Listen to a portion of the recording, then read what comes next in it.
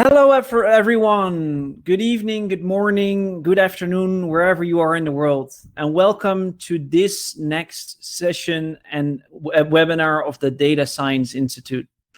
My name is Jan-Willem Middelburg and I will be your host again today for today's webinar session.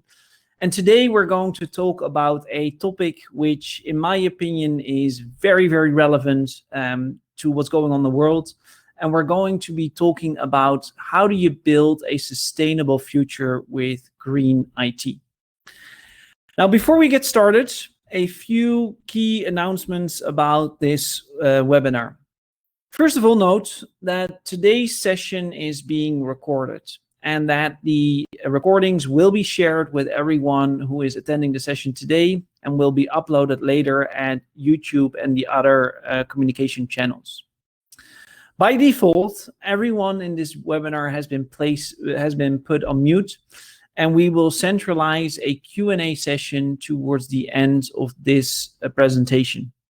If you have any questions for me or for the Data Science Institute, you can put them into the Q&A box, which you will see on the left-hand side of your screen.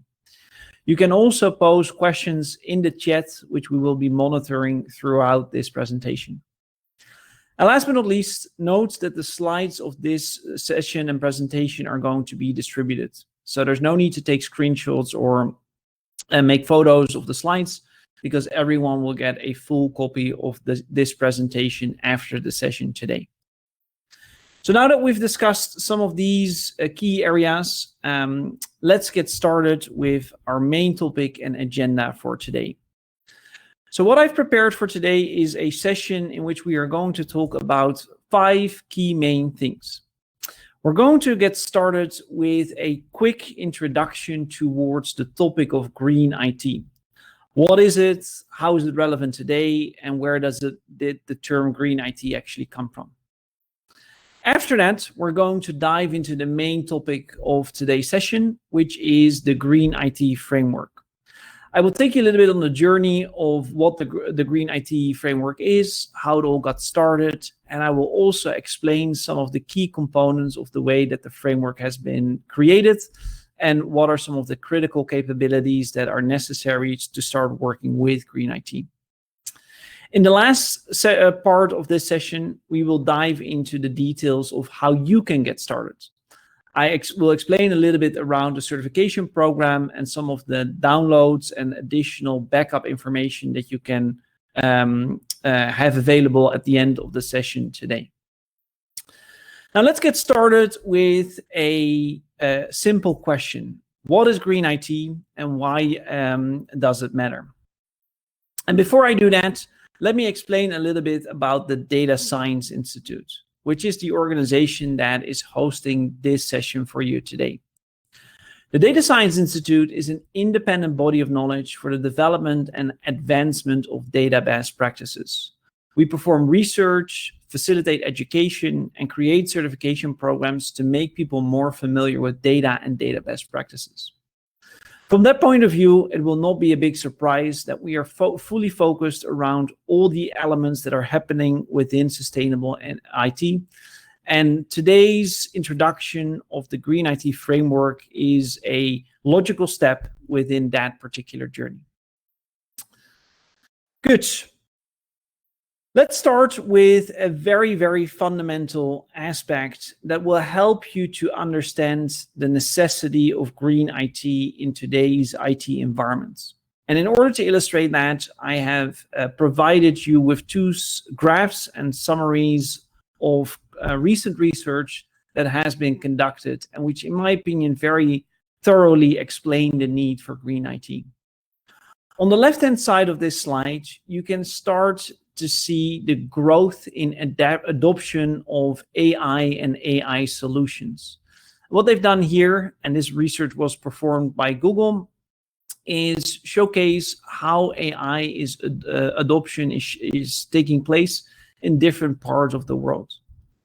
And besides the conclusions that you can draw from the different regions and the way that there's differences across different places on the world, one of the other things that I would really like you to see is that there is significant growth year over year, and again, this research is just from 2023 and 2024, in the number of people that are using AI and which are using this for their day-to-day work and practices. And I think it's fair to say that this trend will not stop anytime soon.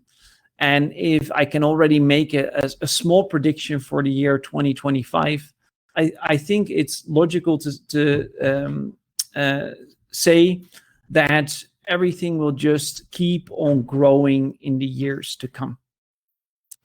On the right-hand side of this slide, you can see what that means for the consumption of electricity and global electricity demand from 2023 to 2030.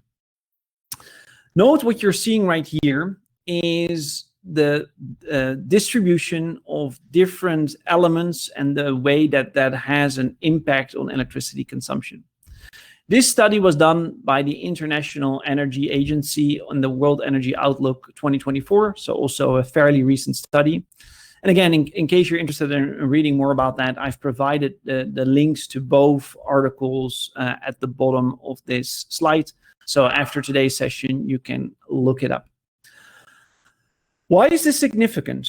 Well, in my opinion, it's significant because of two things. First and foremost, the use of AI and AI adoption and all the related technologies that come with that is only expected to keep growing.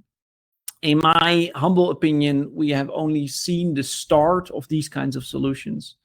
And over the next few years, the amount of people, the amount of organizations that are going to be consuming these kinds of solutions is going to significantly increase. As a result, what we will also see is that the impact of IT on the environment will be proportionally become larger. As more and more people start using this technology, the demand for electricity and data centers is going to keep increasing, and the overall footprint of IT on carbon emissions and other environmental threats is going to keep increasing. So these two points combined will lead towards a significant quest and request for smarter, better, and more efficient ways in which we can use these green IT technologies. So what does that mean when I say the word green IT? To make sure that we are all on the same page for the rest of the session today, I've started with a brief introduction and definition. When we talk about green IT, we mean using green information technology and using a practice of creating and using environmentally sustainable computing resources. And what we mean with that is thinking about the way that you consume IT resources, thinking about the type of software and hardware that you're using, and trying to optimize that in such a way that you can use these kinds of tools in a way that is more sustainable compared to if you don't think about that. And the key word that I really would like you to focus on here is the word practice. You actually need to do this. You need to start thinking about the procedures, the processes, the skills that are necessary to create this in your organization. And as soon as you have a bit of a better understanding around that, you can start to see that there's actually quite a number of very simple steps that you can take in order to actually address that. And that immediately brings me to some of the drivers and key benefits of green IT. Green IT is obviously important for the environment, for the world and the planet that we live on. And I think it's fair to say that everyone today realizes that we tend to need to change our behavior in order to facilitate this for a longer term perspective, and that we benefit from lower energy use, carbon emissions, and lower consumption of natural resources. And that combines with the reduction of electronic waste. So heavy metals that are going into landfills, discarding IT equipment, and all the related pollution that comes with that. So these are some of the environmental benefits, but I also would like to highlight that green IT and environmental benefits and business do go hand in hand, because ultimately, by doing and setting up green IT in a smarter and more sustainable way, it will lead to direct business results. The simplest example is that consuming less energy will just provide a reduction of your electricity bill, and therefore boosts profitability, efficiency in your organization. So there's actually a significant financial motive for this as well. Combined with regulatory compliance, in many places around the world, governments are putting increased regulations in place to motivate and sometimes expect businesses to be able to be accountable for the waste that they produce. And that also is a significant benefit. So by getting started and working in a green way within your IT environment, it can also help you to meet those regulatory aspects. And last but not least, and I think that this point is also something that you should really take into consideration, is having good green IT practices in place will also improve your reputation and competitive edge. Lots of businesses these days are looking at environmental footprint when sourcing for new suppliers. They value companies that take this seriously and select or sometimes even source specifically for suppliers that are able to meet these kinds of requirements. So the main point I would like to highlight is that this is not just about the impact that we're having on the environment. Doing green IT is sustainable, but it's also good for business in the sense that it will actively and proactively reduce costs and therefore provide real and tangible business benefits. And this is important to note because I really would like to highlight that in the introduction of the Green IT framework, which I'm going to discuss in a second, we really looked at it from a financial motivation perspective as well. And these two key aspects go hand in hand. Now, I hope that by this short introduction, you're a little more familiar about what green IT is and why it matters, and that this approach can really help your organization do things more effectively, financially more beneficial, and at the same time make a more positive impact on the planet.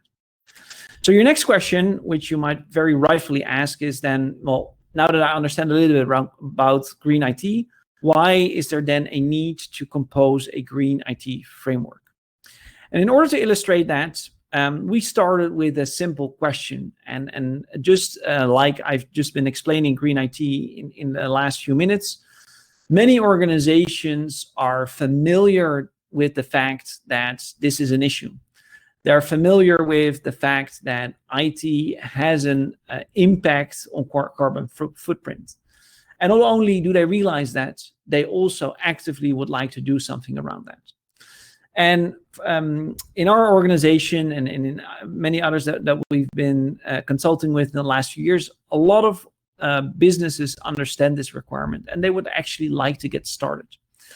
And the whole development of this green IT framework started with a similar question: is how can we start with a green IT initiative? And what is the starting point for any business, any organization to actually make that happen? And in order to answer that question, we found that the answer is actually not that simple. Let me illustrate that for you a little bit more in detail. When our organization got started with looking into the sustainable use and practices, we started looking, and that's what I try to showcase with the binoculars here on the right-hand side. We started to look for existing frameworks, existing standards, and the way that they can provide guidance on the way that you could use environmental or sustainable IT. because why reinvent the wheel? Why if there are methods and standards in place that can already provide guidance on that? But in our quest to actually find something, we very quickly found that a lot of the standards and frameworks are very much focused around the reporting and goal setting, and that they are limitedly focused specifically to one particular area. So either to IT infrastructure or software development, or they are focusing on sourcing suppliers and equipment, let's say hardware and specific software tools. And another key area of standards focuses very deliberately on data centers and the way that you can optimize electricity consumption and storage solutions within the data center world. But yet that made us realize that most of these frameworks and standards are very much targeted towards one specific area only. They are looking at one key focus within an organization. Whereas most organizations have multiple things to take into consideration. They procure software and hardware, they are consuming this and are using this on a day-to-day basis. They also have storage solutions, they consume cloud services, they have data centers in place. And the key observation that we made when we started to look at all of those existing methods is that we could not find a comprehensive framework approach and a methodology that addresses the end-to-end IT ecosystem that most organizations have in place these days. And we also noted that within that ecosystem, there are significant gaps when it comes towards software sustainability, as well as the integration across the day-to-day IT operations. And we looked at many different reasons, many different resources and many different studies that are today considered the most sustainable practices within the IT domain. And to give you a bit of clarity and context around that, we have been evaluating a number of different frameworks and looked at their coverage across different core IT components and core capabilities within IT operations. So on the left-hand side, you see the components that we took into consideration, and on the top row, you see the different best practices and standards that we have evaluated. And what we found, as I just explained on the previous slide, is that a lot of the solutions are very much targeted. They're targeted towards either processes, or they're targeted towards either data storage or towards measurement and reporting. But what we really didn't find is one comprehensive approach that covers a lot of the different concepts that you see right here.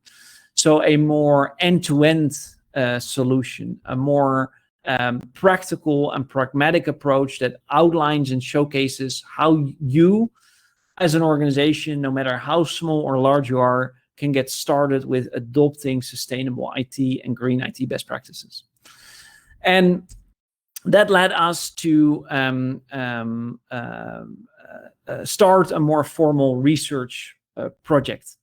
And in the last 6 months, so starting from summer of 2024 to December of 2024, we started to programmatically review all the different resources available, listing all of the benefits, approaches, pros and cons, and compare each of those together.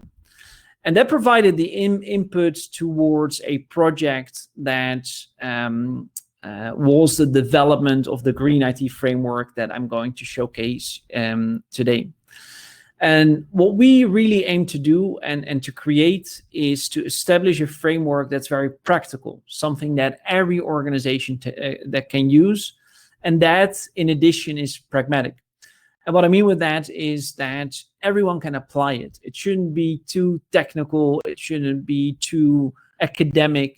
It should be something that every organization, large and small, regardless of location or industry, is able to use.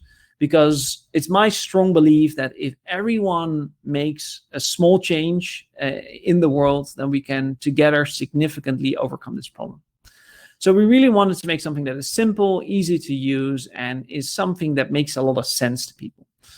And what I'm showing today is that research resulted in a publication. I'm going to show you some of the key highlights around that, which we have labeled the Green IT Framework, a blueprint for sustainable enterprise IT. And the reason we call it the blueprint is that it showcases best practices. It showcases an approach that everyone can use in their own way. And they can take elements of the framework, they can take specific components that they find useful, and they can make it as large or small as they actually can.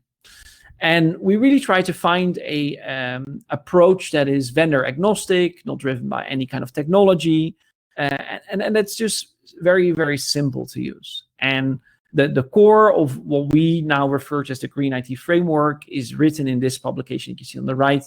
I will place a link to this later in the chat where you can have and showcase, review this for yourself. Now, what is in that particular publication is obviously the Green IT Framework. And on the right-hand side of the slide, you can see the first overview of the key way in which the framework is constructed. It consists of 3 concentric rings. In the middle, you see a Green IT strategy, and the way you should really read is from the inside out, looking at starting from a strategy perspective, then looking at the capabilities necessary to actually achieve that particular strategy, and then 2 concentric circles that focus on continuously improving this. Because just as technology will always keep innovating, and we all know that IT changes very fast in this world, the impact of IT on the environment will also keep evolving. And by establishing a sound measurement, reporting, and continual improvement process, it becomes easier to embed this as a consistent methodology within your organization. So what we really try to do with this framework is come up with a model that everyone can understand and can say, hey, I can start defining this. I can start with establishing a Green IT strategy, and then I can look into components like data storage, practices, processes, the way that I source my hardware or my software solutions, and then coming up with a way to improve that over time. And again, as I mentioned before, if everyone and every organization makes these small steps on a continuous basis, then together we can make a significant difference in carbon emissions and footprint of IT on the rest of the planet. So what we really focused on around is what are best practices, what are things that you can do today and tomorrow that will help to minimize the environmental impact of IT. And within the framework, we specifically looked at how can you make more efficient use of your resources so that it also makes sense from a financial point of view. We looked at reducing energy consumption because it immediately has a financial benefit as well as an environmental impact. And we looked specifically at what we refer to as life cycle sustainability, is how can you get most value from the resources that you're consuming on a day-to-day basis. And these key elements together led towards the picture that you see on the right-hand side, which is a graphical representation of what we refer to as the Green IT Framework. What I will do in the next few minutes is I'm going to dissect this a little bit more in detail, and I'm going to highlight some of the key components that are part of that. And as you might see, there's a reason why it was constructed the way that was. At the center of this model, there is the box with Green IT Strategy. And what we found in the analysis of the study that we've been conducting is if you don't know where you are today, it's very difficult to know where you're going to be going in the future. So it all starts with a plan. It all starts with establishing how you would like to approach things. And that is what we refer to as a Green IT strategy, which is really the foundation for all of the other practices. if you set the way that your organization would like to operate, not just today, but towards the future, then you can take effective and efficient steps in order to get there. And by establishing a green IT strategy, you start a discussion. You start a wave in your company to make sure that people understand, hey, this is something that is important. We should look into this. We should define specific goals towards the futures. And again, a green IT strategy does not necessarily need to bite or oppose your business strategy. If you have a particular way your organization wants to move forward in the future, and any business will have a strategy, then your green IT strategy can be a related subset of that. And in most cases, these things will go in perfect harmony because it's about optimizing and making better sense of useful resources. And as soon as you've defined that green IT strategy, then you can start to take targeted approaches, and that's what you see in the second ring. So here we have defined 5 key areas of focus that are present in every IT organization, and for which you can take measurable steps in order to execute on that strategy. So the 5 key areas that we have identified for which you can take those steps are hardware, software, processes, practices, and data storage, because they are always there, and every organization, no matter which industry or where they're operating, will have those areas of focus in their organization. So let me dive into that a little bit more in detail. On this slide, you will see 2 of the core components that are the basic resources of IT operations in general, which are hardware and software. And what we focus on in the framework is really how do you optimize those 2? If you're consuming and you're using hardware, how can you make sure you do that in the most energy efficient and durable way possible? Sourcing equipment from reliable suppliers, equipment manufacturers that care about these kinds of things, having proper processes in place for acquisition, but also for disposal, and really thinking about the question, where do I source my hardware and equipment, from which vendors, and how will my sourcing and consumption practices have an effect on the way that I'm using this hardware in our organization. And just as any organization has hardware that they can think about, everyone is using software on a day-to-day basis. And it is a fact that some software is just better than others. It's better designed. It's architected in a way that's, for instance, more energy efficient. It's consuming lighter amounts of resources. So the way that you consume and use software from specific vendors and providers can actually have a significant impact on the way that you are consuming resources and electricity. Then next, let me move towards the next key areas, and those are data storage practices and processes. Let me start with data storage, because every organization these days, or most of them, will use storage solutions to store their data. And in the more traditional sense, those are on-premise solutions, and in more modern environments, this is virtualized and in cloud environments. And data storage and data centers, as we've seen in the beginning of this presentation, has a significant impact on resource consumption.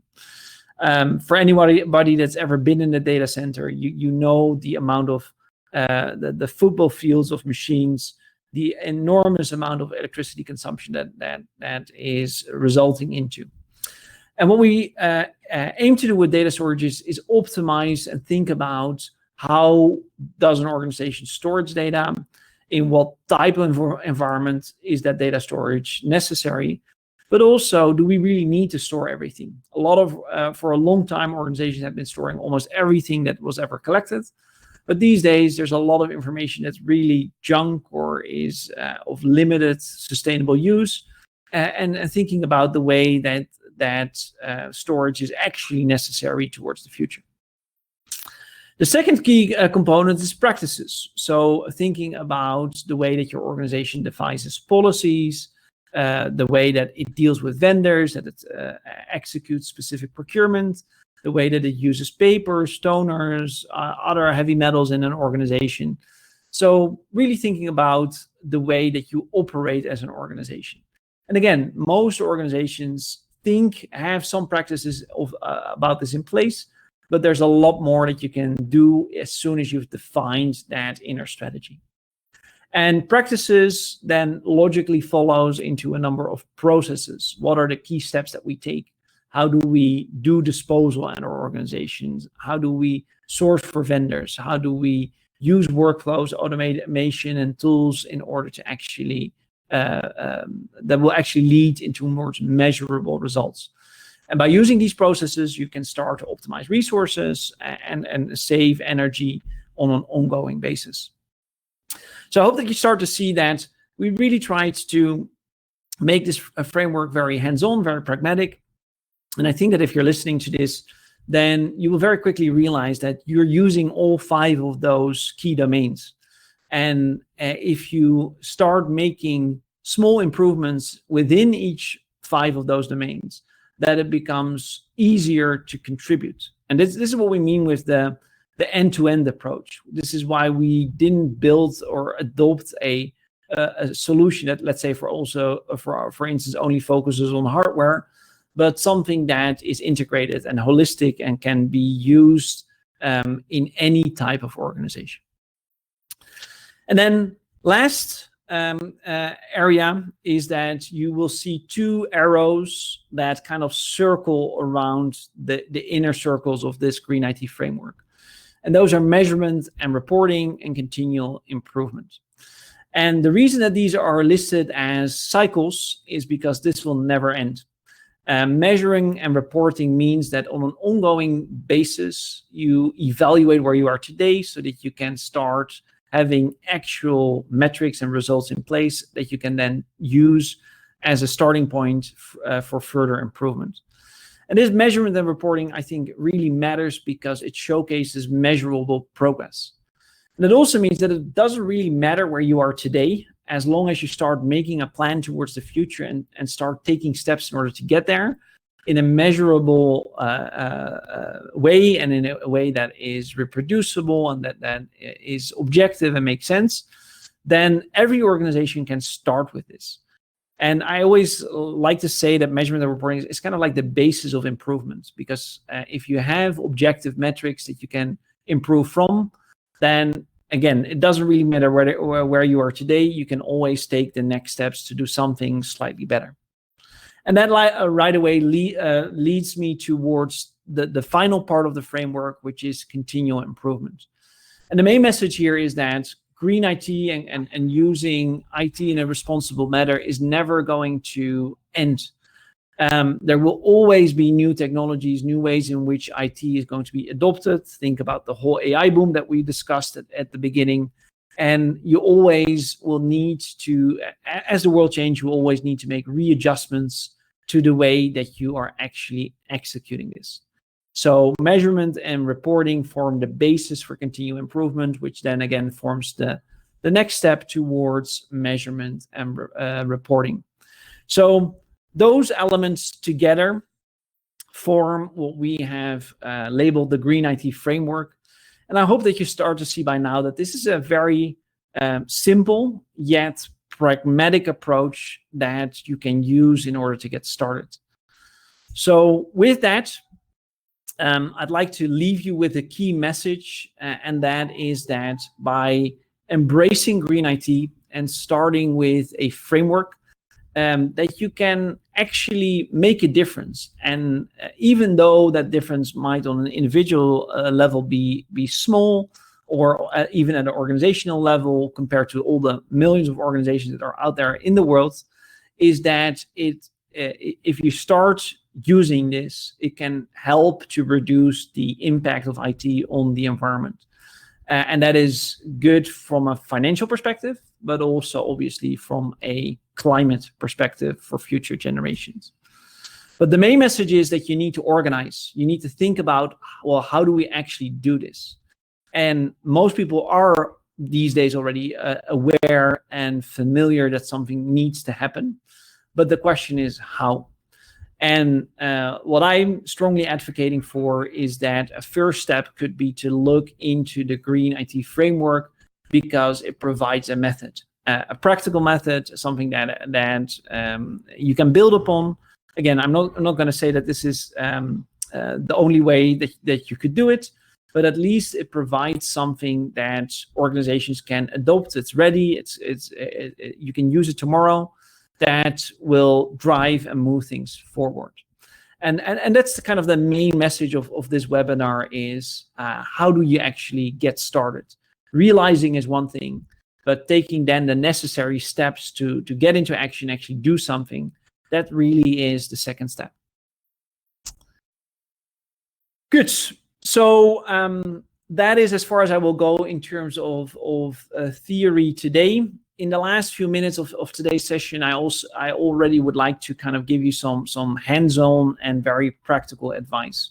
So in case you're listening today and think, I would also like to get started, I'd like to do something. I do want to embrace Green IT practices or the Green IT framework.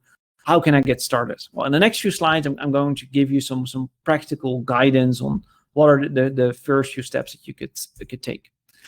And the first element that I would like to highlight is that what I've been explaining in the last 30 minutes is described in much more detail into a white paper. The white paper is called The Introduction to the Green IT Framework. It contains essential information around what the Green IT framework is. It goes a little bit more into context and also showcases some examples of how you can apply it. That we don't have time to cover in a live session today, but I strongly recommend that. I have listed the link here on this slide. Again, you will receive the slides after the session today. I'm quite sure that one of my team members is also going to put this link into the chat so that you can download it right away. It's very simple. You can just check it out and download this particular white paper, which will give you I think 14, 15 pages of information around what Green IT is and some more detailed insights. Additionally, what we have done together with our partner APMG International, for the people who have been following DASCIN, I'm quite sure you're familiar with our certification programs, is that we have created 2 new certifications. The Green IT Awareness Program, which you see on the left, and the Green IT Foundation Program. And the reason that we created these 2 certifications is actually quite simple. It all starts with awareness. A lot of people and organizations are not familiar with Green IT. And in order to start any form of improvement, it always starts with knowledge. So what we focus on with the Green IT framework credential is really making something that is easy, simple, lightweight, and that explains what Green IT is, why it matters, what is the impact of IT on the environment, so that people really understand the necessity to do something about that. And obviously, the Green IT awareness will also introduce the Green IT framework and give you a bit more in-depth overview of basically the lecture I just gave. Now, awareness is something that is a good starting point. In my humble opinion, everyone in an IT organization should have some form of Green IT awareness. But for the people who actually want to do something with it, so the more practical aspect, we've also developed a second credential, which we refer to as the Green IT Foundation training.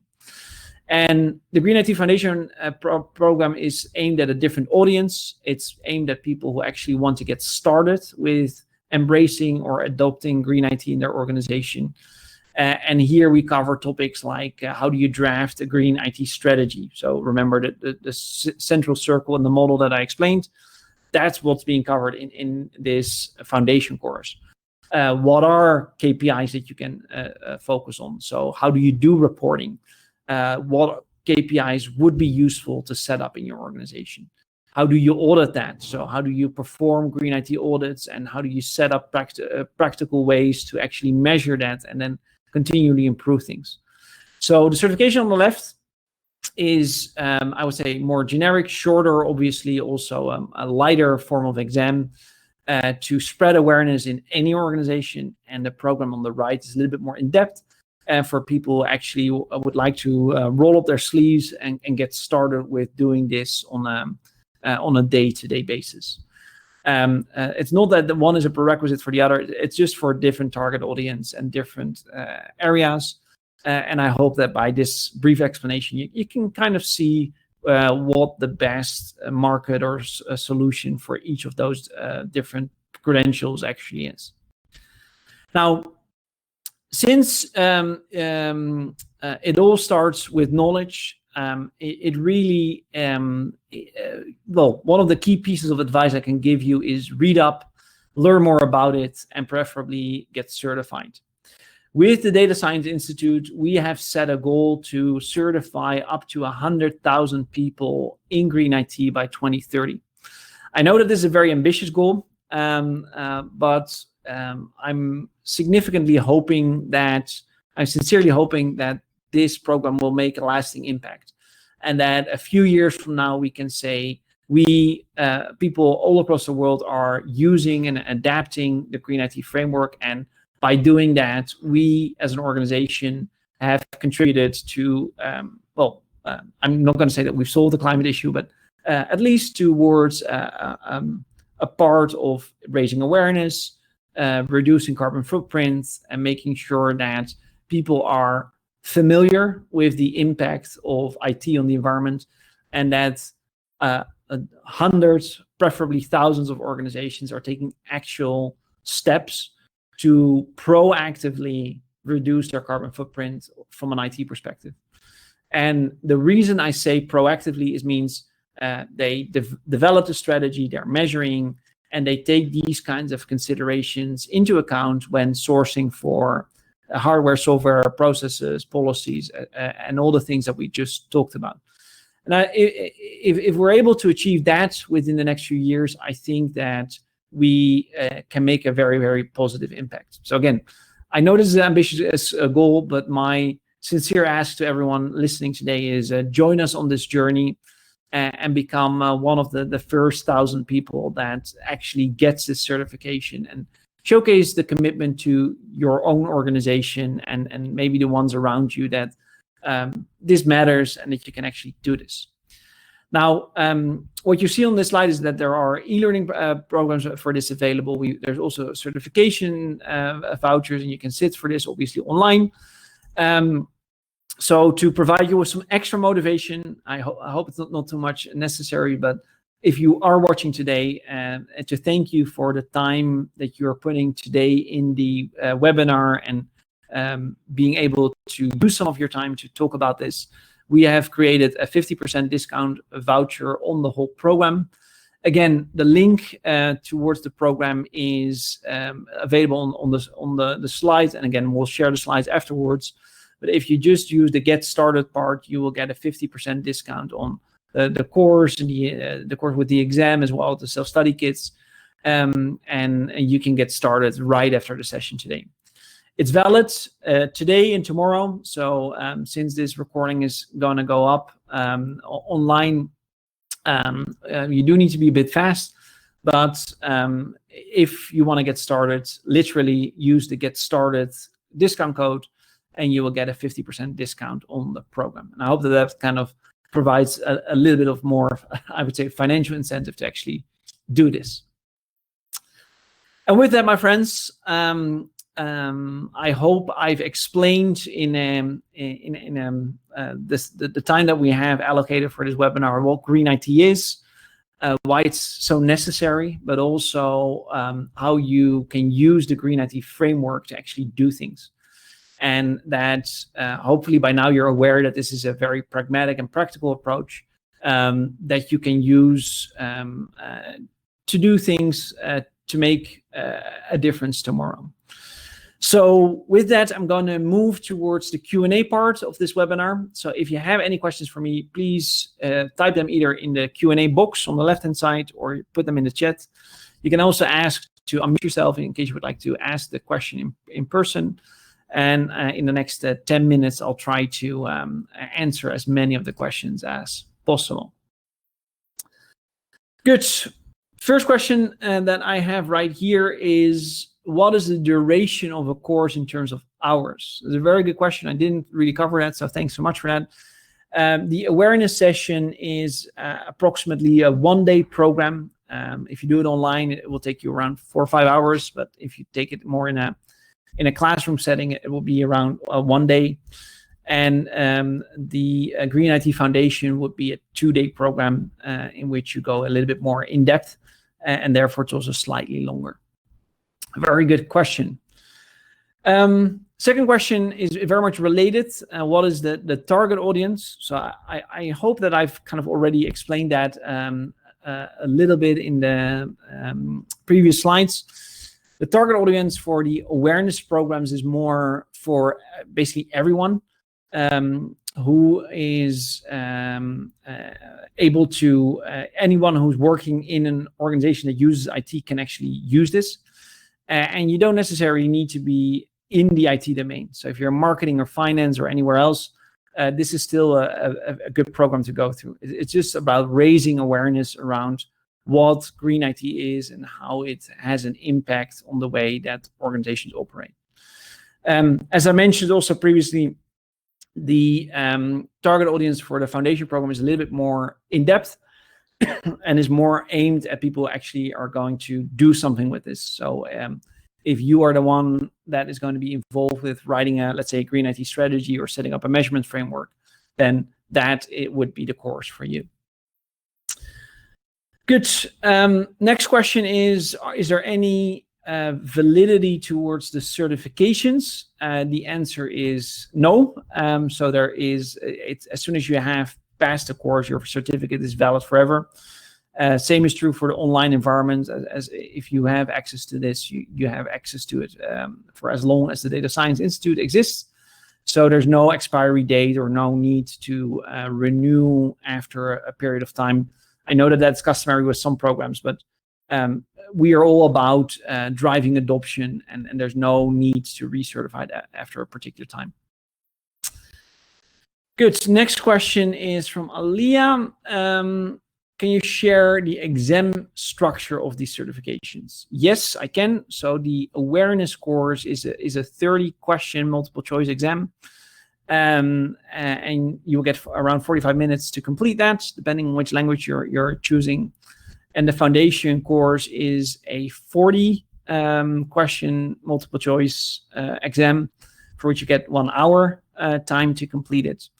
And with all the data science institutes, some of you who are on the call will know this, the passing mark is 65%.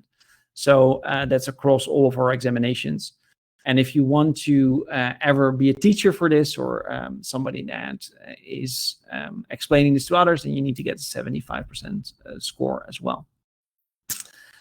Good. So I hope that answers the question around the examinations. A lot of questions around the examinations. Is there exam papers or samples available? The answer is obviously yes. So as with all of the DASCIN products, we have full written down syllabi. There's exam sample papers available so that you can practice. The online environment also has tons of sample questions so that you can adequately prepare for the exam. So yeah, all the resources that are part of the Data Science Institute curriculum are made available for these programs as well. So I think that by participating in one, you're quite optimally prepared to actually do this. So yeah, I hope that answers your question. Next questions. How much time would it take me to complete online courses? It depends a little bit on your background and how much work you've already done. But I would say for awareness, it's around 4 to 5 hours. And if you take the fundamentals one or the foundation course, it's going to take you around 12 to 14 hours to fully complete it. Good. Very, very good questions. Thank you so much for that. Let me have a quick look if anything else is coming in. No, so I think that covers most of the questions. Again, if you have any additional questions after today's session and after today's webinar, you can always shoot us a message, and you can contact us either through the DASCIN website, or you can reach out to me directly within the desk. If you're part of the DASCIN community, you can also find me in the online environment. So if you have any additional questions, always feel free to reach out to me, and I'm hoping I can help you along the way. With that, we are moving towards the end of our session today. Again, I would really like to thank you for taking the time to be with us with so many people at the same time. Always really appreciate it that we have so many people in the live sessions as well. Note that you will get an email after this with the slides and with the link to the recording, so you can all watch things back again. Once again, thank you so much for joining. It's really been a pleasure, and keep a watch out for our calendar for all our upcoming webinar sessions. Next month, we are doing one around another exciting new product, which is about GDPR. So yeah, keep subscribed to our newsletter and the events calendar, and you will be up to speed and up to date on all the things that are happening in the Data Science Institute community. Thanks again for watching, and until next time.